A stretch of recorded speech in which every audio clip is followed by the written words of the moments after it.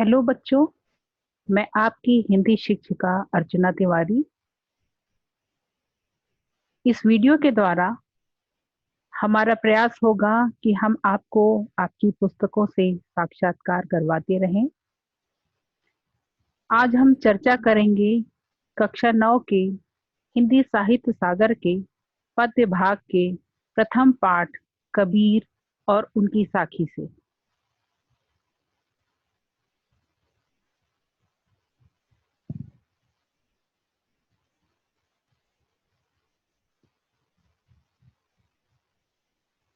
कबीर दास।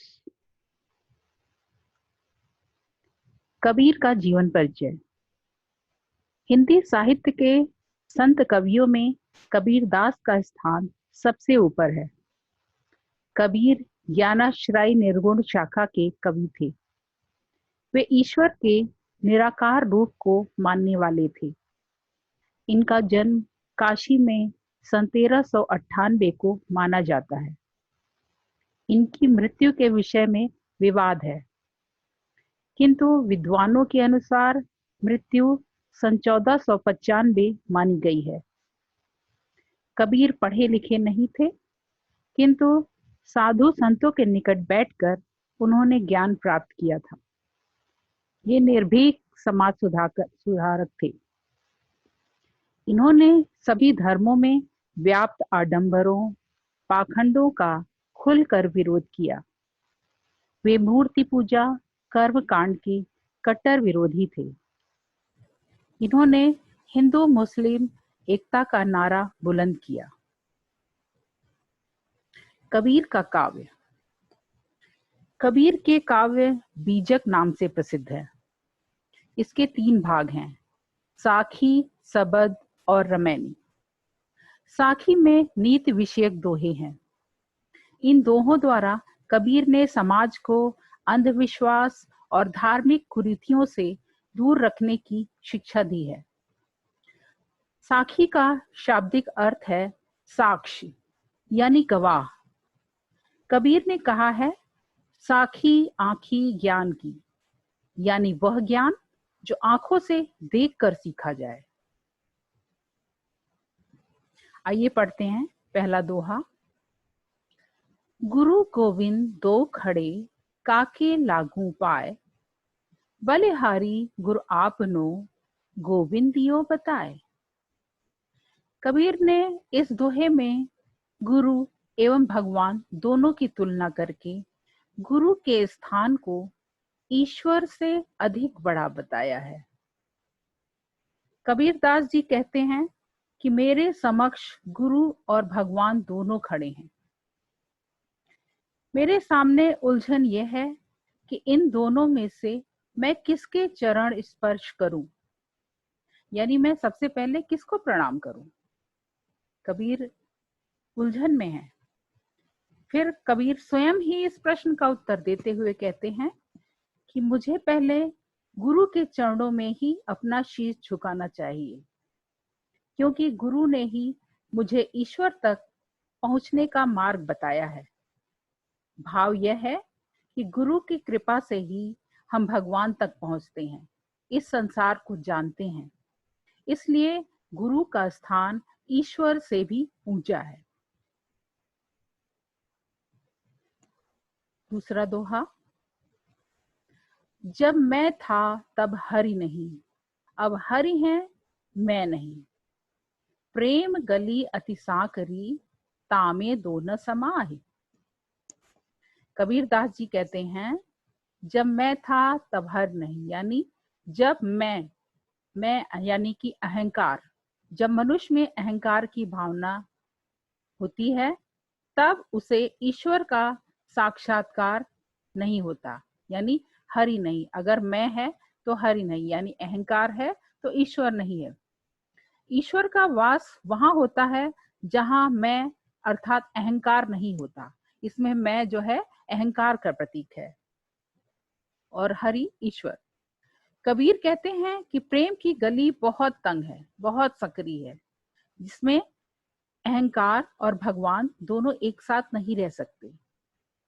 भाव यह है कि जहां अहंकार होगा वहां ईश्वर का वास नहीं होगा, अच्छी चीजें नहीं होंगी।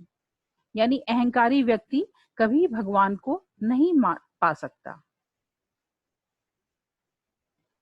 तीसरा दोहा, काकर पाथर जोर के मस्जिद लई बनाए, ता चढ़े मुल्ला बांग दे, क्या बहरा हुआ खुदाए। प्रस्तुत साखी में कबीर ने प्रचलित रूढ़ियों एवं आडंबरों पर गहरी चोट की है। इस साखी में कबीर ने मुसलमानों के खुदा को याद करने या पुकारने के ढंग पर करारा व्यंग किया है। वे कहते हैं, काकर पाथर जोड़ के, अर्थात कंकर पत्थर जोड़कर मस्जिद लई बनाए, यानी मस्जिद का निर्माण तो कर लिया, जिस पर चढ़कर मुल्ला बांग देता है, अर्थात अजान की आवाज देता है। ता चढ़े मुल्ला बांग दे, जिस पर चढ़कर मुल्ला अजान देता है। आपने देखा होगा मस्जिद पर अजान लगाई जाती है। क्या बहरा हुआ खुदा है? कबीरदास जी प्रश्न पूछते हैं कि मुल्ला मस्जिद के ऊपर चढ़कर जो अजान देता है, क्या खुदा बहरा हो गया है? क्या उसे सुनाई नहीं देता? ईश्वर के स्मरण को करने के लिए जोर जोर से क्या चिल्लाना आवश्यक है? ईश्वर तो हमारे मन में है। हम मन में भी स्मरण करें तो ईश्वर उसको सुनता है। दोहा 4, पाहन पूजे हर मिले, तो मैं पूजू पहाड़, ताते ये चाकी भली, पीस खाए संसार।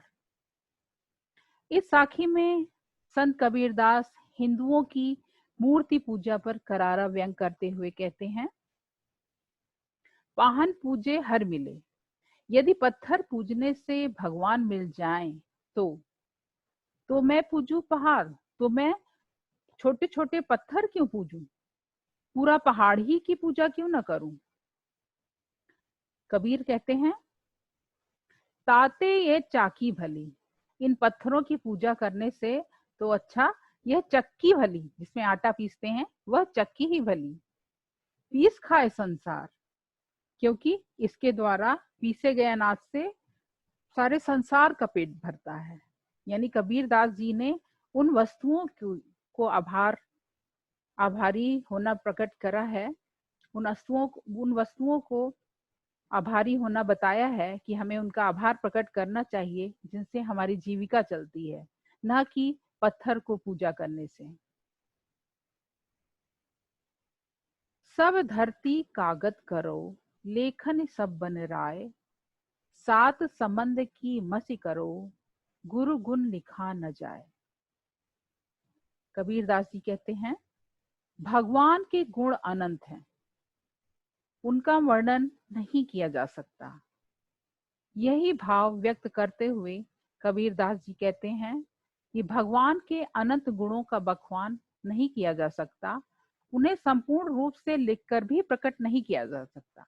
जैसे कहते हैं, सब धरती कागज करो, अगर सारी पृथ्वी को कागज बना लिया जाए, लेखन सब बन रहा है, यानी जंगलों के सभी पेड़ों की लेखनी बना दिया जाए, कलम बना दिया जाए, सात संबंध की मसी करो, यानी सातों समुंदरों को मस यानी स्याही बना दी जाए, तब भी ईश्वर के गुणों का वर्णन नहीं किया जा सकता। यानी ईश्वर के गुण अनंत हैं, अपार हैं, उनका न कोई आदि है न अंत है, इसलिए उनका वर्णन हम नहीं कर सकते। इसी के साथ ही आज हम अपनी ये कक्षा समाप्त करते हैं। बच्चों, विदा।